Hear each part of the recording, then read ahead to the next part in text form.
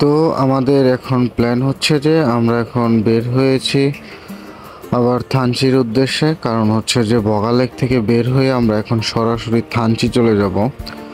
আর থানচি যাওয়ার পর আমরা ওই জায়গায় 2 দিন থাকবো।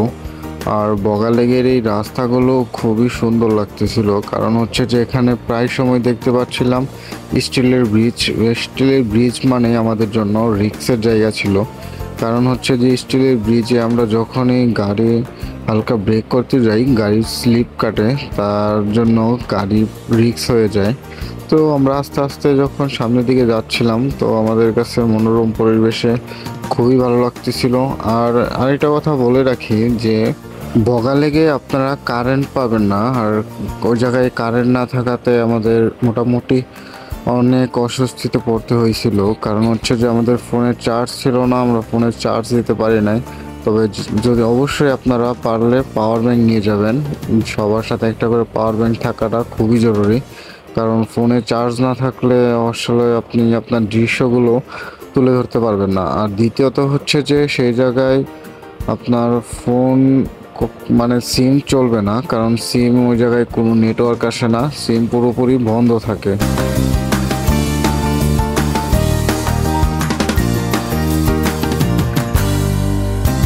আর ওখানে সেনাবাহিনীর অনেক কিছু নিষেধ আছে, কারণ আমাদের অনেক কিছু নিষেধ করতেছিল, যেমন আমরা ট্যুরিস্ট গাইড ছাড়া ওই জায়গায় যেতে পারি নাই।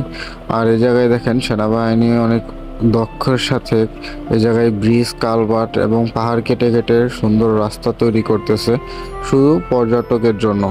আর একটা কথা বলে রাখি, এখানে আপনার বগা লেক গেলেই আপনারা কেউই ড্রোন ক্যামেরা নিয়ে যাবেন না, এটা পুরোপুরি নিষিদ্ধ ছিল।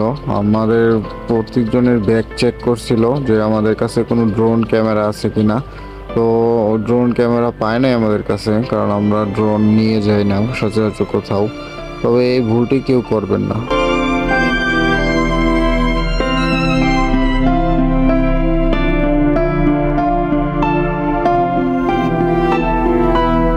আর আমি গ্যারান্টি দিয়ে বলতেছি যে যারা বগা লেক যাবেন খুব সাবধানে যাবেন। আর ওই জায়গায় প্রকৃতি আপনাদের মুগ্ধ করতে বাধ্য, কারণ এরকম পাহাড় সচরাচর বাংলাদেশে খুবই কম আছে। আর বগা লেক খুলে দেওয়াতে সবার জন্য সুবিধা হয়েছে, কারণ অসাধারণ দৃশ্য ছিল বগা লেকে, আপনার মাথা ঘুরিয়ে দিবে। আর এমন রাস্তা আসলে সচরাচর পাওয়া যায় না, রাস্তা ভালো ছিল, আমাদের যেতে কোনো অসুবিধা হয় নাই।